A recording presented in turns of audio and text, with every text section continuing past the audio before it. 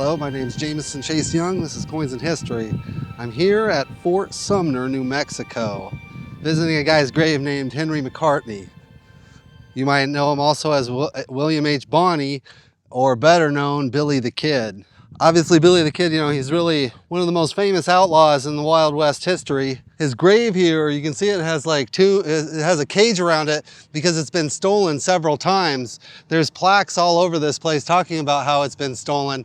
But, William H. Bonney, he's kind of like a touchy subject because on one hand, he was kind of just like a straight spree killer. On the other hand, he is very historical, but like his legend has definitely been like watered down, like lots of times when they make movies about him, they make him out to be a hero. He's buried here with his friends. All of these guys were depicted in Young Guns. Now, I don't know how good of a person Billy the Kid was, but Young Guns, that's like one of my favorite Westerns of all time. Both of them are pretty good. That also leads me to another thing. The second Young Guns movie was actually made from the idea that maybe Billy the Kid wasn't killed here, because like him and Pat Garrett were associates, so some people say that it was staged, and they actually did DNA testing here, and they've never released the results, even though they did the DNA testing over 20 some years ago. And the governor of New Mexico was overheard saying, "Ah, darn, that doesn't line up with what history said." So there is a conspiracy thinking that maybe Billy the Kid's not here. Maybe they just keep pretending he's here because they want the tourism. Also, like that conspiracy, like there's people, every Wild West person has like those people that say, oh, he wasn't really killed. Actually, I'm the real guy. So who knows if it's just legends or if it's like maybe some authenticity about it.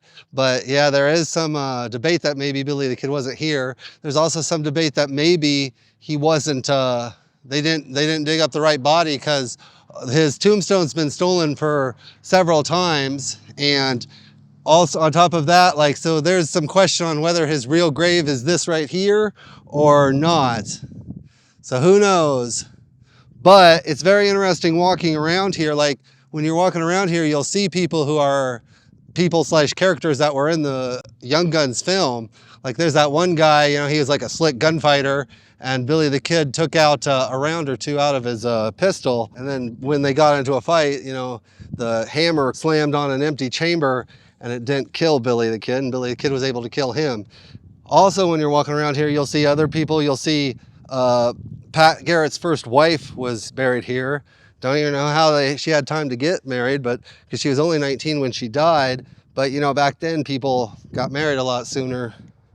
One of Billy the Kid's friends, plus the pallbearer at his funeral, was here the night Billy the Kid was killed. This guy took care of the body and then was the pallbearer at Billy the Kid's funeral. But yeah, and on top of the tomb, there's not only plaques all around, but there's also an okay little museum right off to the side. A lot of the graves, both involving Billy the Kid's grave and other graves, people put those pennies and those dimes and quarters. It looks like a little cash machine on top of the Billy the Kid grave. And even other people that are involved in the Billy the Kid story, they all have like a story. They all have coins on top of their stuff too. But Billy the Kid's grave, it's been stolen several times. I'll show you, there's a plaque that reads about it. It was stolen one time, found years later in a field in Texas, stolen another time and brought to California. So that's why they put up the fence, I guess. And according to the legend, it's not the real him, but who knows? And that picture there, that's actually the only authentic picture of Billy the Kid.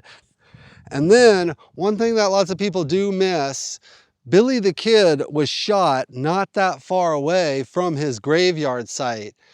I'll show you it when we're done looking at these graves. But yeah, a lot of people come here, they'll visit the grave, but they won't even visit where he was killed at, even though it's just a little 1-minute drive and 2-minute walk right back.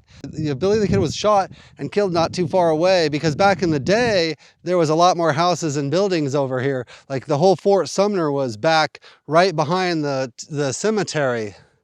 And if you walk back there, there's like an Indian heritage building there too. It's like a little Indian heritage museum that you can go through.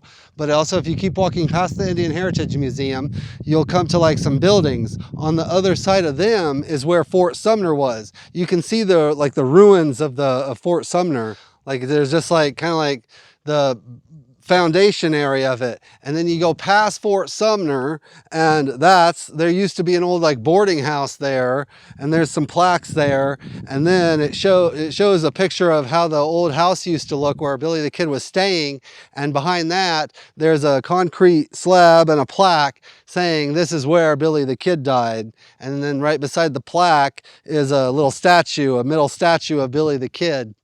And that's where Billy the Kid died. Apparently back in the day, yeah, there was like a little town area and a fort back there, but almost nothing's there now.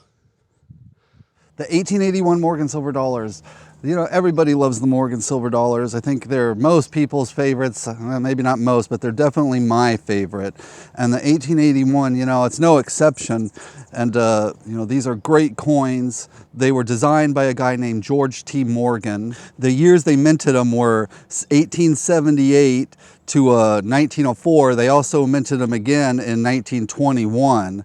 Their composition is 90% silver, 10% copper. Their weight is 26.7 grams, and their diameter is 38.1 millimeters, and their edge is reeded. Now, this one, the Philadelphia Mint, minted 9,163,000. The Carson City, you know, these back in the 1880s, you had the Carson City Mint. The Carson City Mint minted 296,000. The New Orleans Mint minted 5,700,000.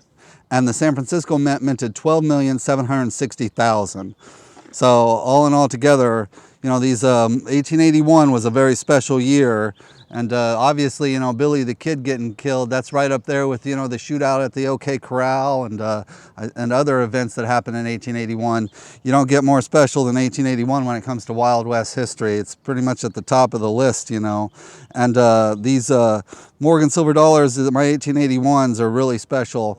But they're probably, not, you can say, not rare. I can normally tell whether a coin's rare or not just by looking at, you know, because like I just buy in bulk, and if I got a whole bunch of one or another, I know, oh, these are pretty common. The 1881s are common, but that doesn't, definitely doesn't take away how special of coins they are.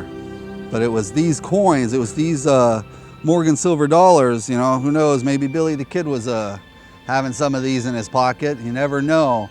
And it was these 1881 Morgan silver dollars that were being minted when Billy the Kid was shot and killed in Fort Sumner, New Mexico. So I hope you enjoy these videos. I hope you like these videos. If you do enjoy and like the videos, please hit the like button and please hit the subscribe button. My name's Jameson Chase Young, and this is Coins in History. Thank you.